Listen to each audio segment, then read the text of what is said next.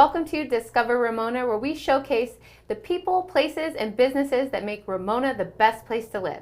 I'm your host, Valley, and we're back, of course, with Jan Ryan. Welcome back. Great, thank you. It's so good to be here and with you. Yeah, you had a really special event, and I really want to know about it. The kids, it looked like the community loved it. Tell us about it. How'd it go? Well, it was great. We had the Remax hot air balloon, and they gave hot air balloon rides in the morning, Saturday and Sunday at the fair. And they had a night glow, which was super cool, at night at sunset. So they had 3 balloons, not just the Remax, but a couple of other balloons. And it just looked spectacular. You could see it from the fair.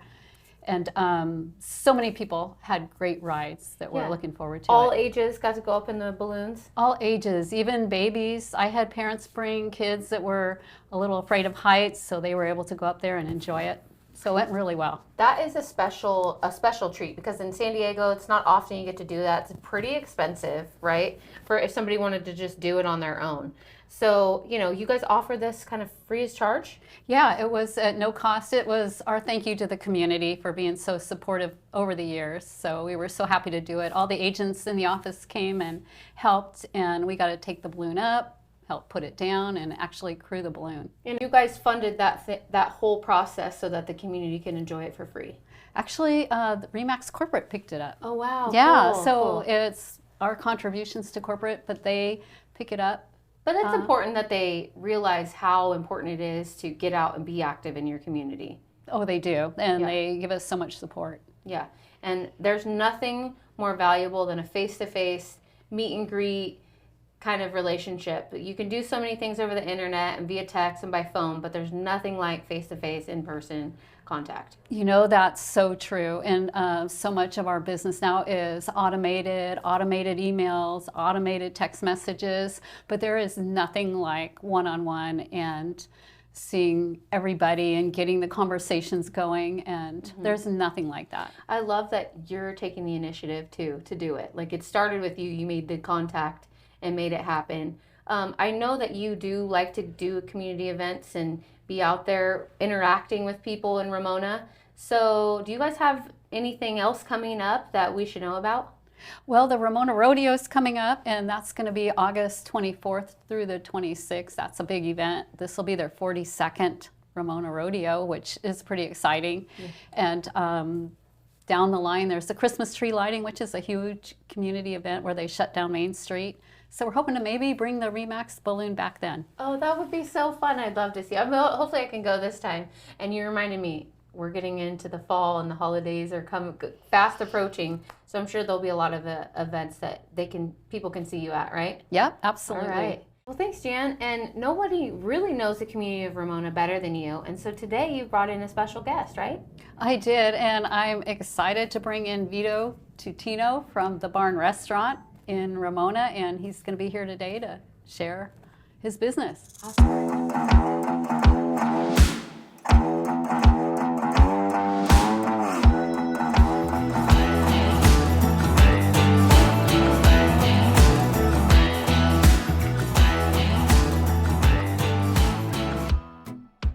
Wonderful. So Vito, welcome to the show. I am so excited to meet you because the business you run is right up my alley, the things I love in life. So tell us the business you own. Tell us a little bit about it, how you started.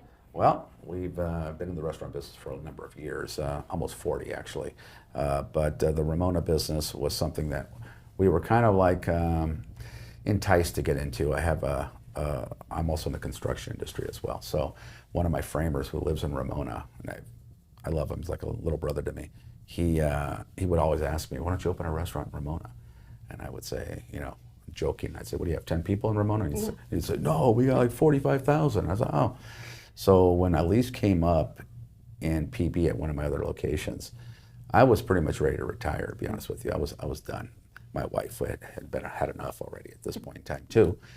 But he kept sending me different links to different places in Ramona. Mama Rose's Pizza was for sale. I said, I'm not interested. I used to own 7 pizza places.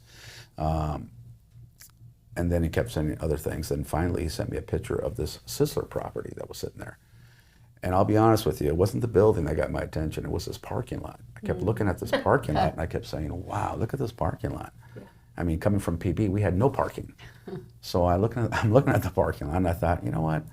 Born and raised in San Diego, I've been to Ramona a bunch of times, but I never really looked at it as a possibility to do a business there.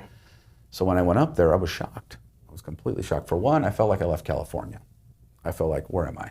Texas? Where am I up here? It was beautiful. You know, I really enjoyed that feeling I got right away. And then I started looking around at different times, you know, 6 o'clock in the morning, on a Saturday morning.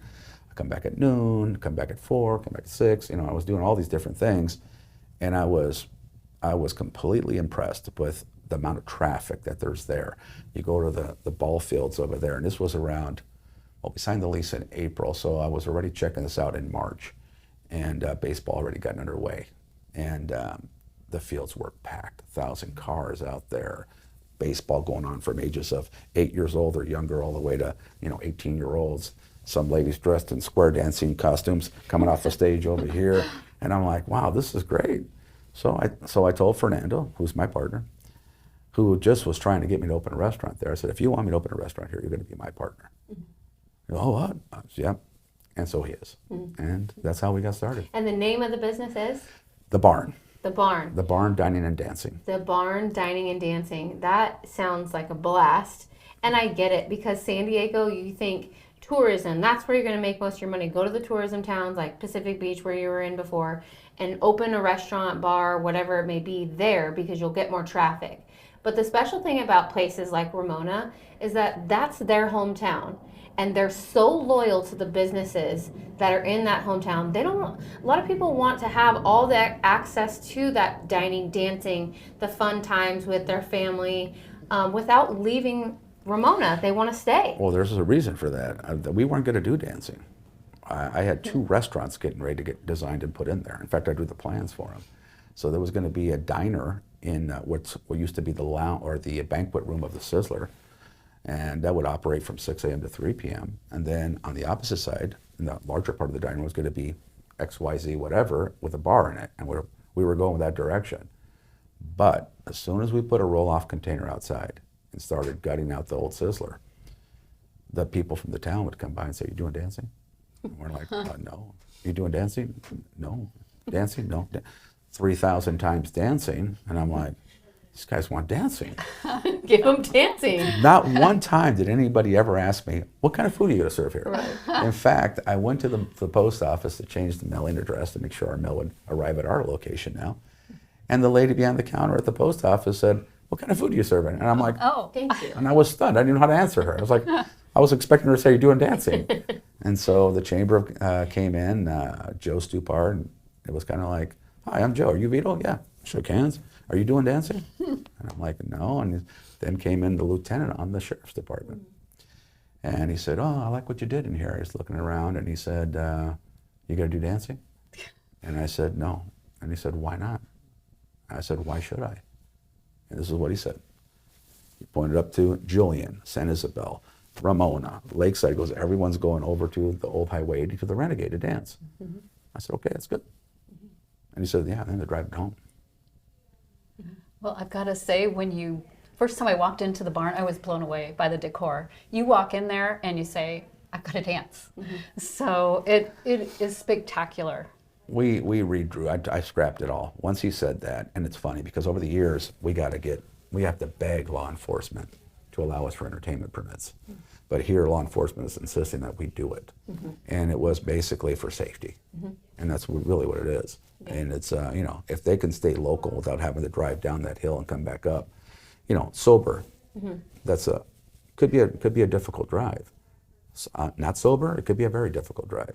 But you get a ton of people from all over, too. Oh, we do. They come from all over to dance there. Oh, yeah, we get them from San Marcos. I'll talk to people from Temecula. Because there's still a shortage of places like that in that area. So if you're one of 2, that's somebody. There's a 50% chance of if somebody's going out that night, they're going to one of your places. Oh, absolutely. So I like that idea, and it's funny because who would have thought? I guess that's only a hometown knowledge. Is if all the Ramona, I wouldn't have known that Ramona people like to dance. They want to boogie. They want to get down. They love dancing. They love to dance, and we just said, okay, fine. So we scrapped everything. We redrew it up based on giving them a dance floor. I was given a phone call received a phone call by a gal named Aaliyah Elston, who had said that, "Hi, I'm Aaliyah. I hear you're doing dancing." And I said, "Well, I don't know that to be true yet." She goes, "Well, that's what I heard." I said, "Okay." I said, "What can I do for you?" And she says, "Well, I'm a dance instructor." I said, "Really?" She said, "Yeah." She goes, "Can I come over and talk to you?" I said, "Sure." So she came over, and she's again a Ramona. Their family owns Elston's Hay and Gray. Hay and Gray, and so she says, "Well, the first thing you got to do is got to put a wood floor here," and it was all going to be concrete.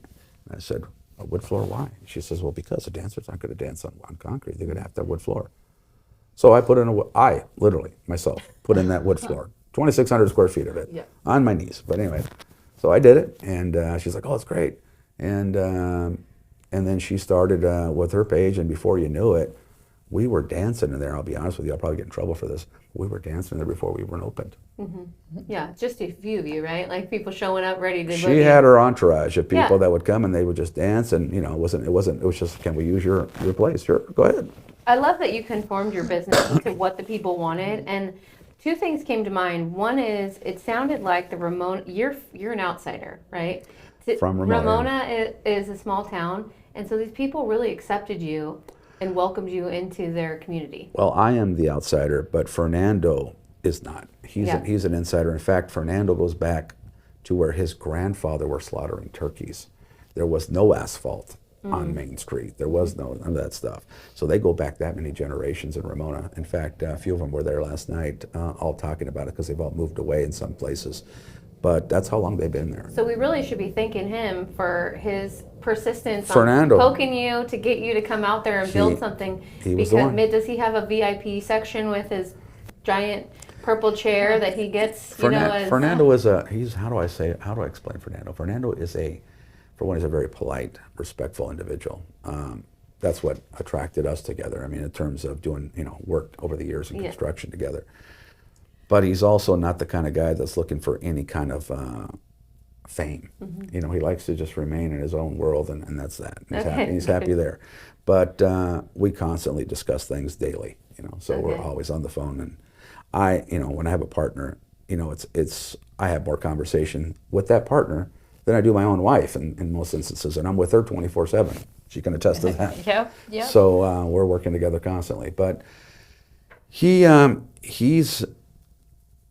what he likes, and he listens very well. It sounds like together you guys have created something really beautiful. And you mentioned something that, there are different places nearby that have a similar theme like you do, that kind of barn country feel. In San Diego. Yeah, but what I was thinking is you mentioned food.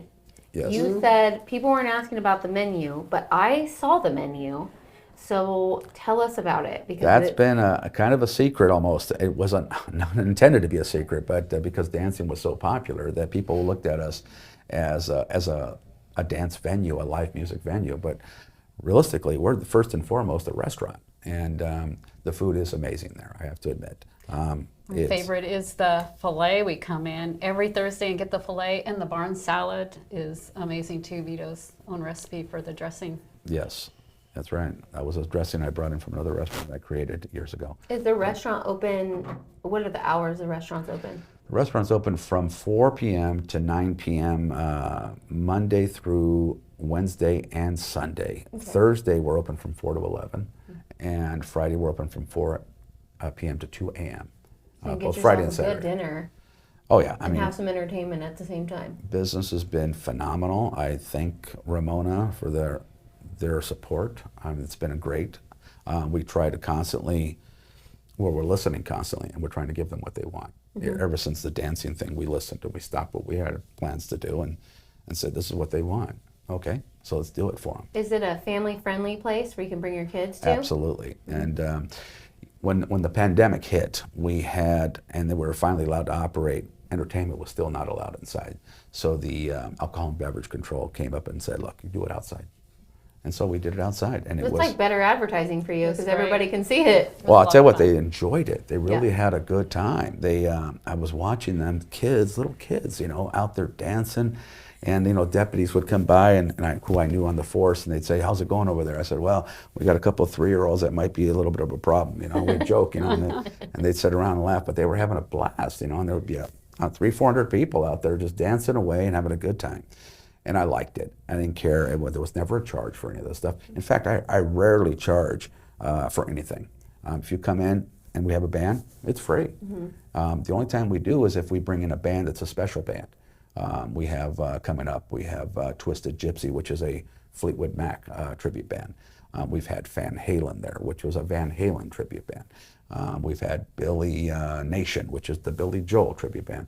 And we're bringing in various bands like that because besides it being a country venue, which it's really a country-themed restaurant for all intents and purposes, the way it looks, the way the feel is, but the people of Ramona, they're either been there their whole lives or they're recently transplanted to Ramona, and they're looking for a variety of things, and I noticed that. And so, again, because we're listening, we're doing. And if someone says, "Hey, we want an R&B band," well, here you go. Here's an R&B band.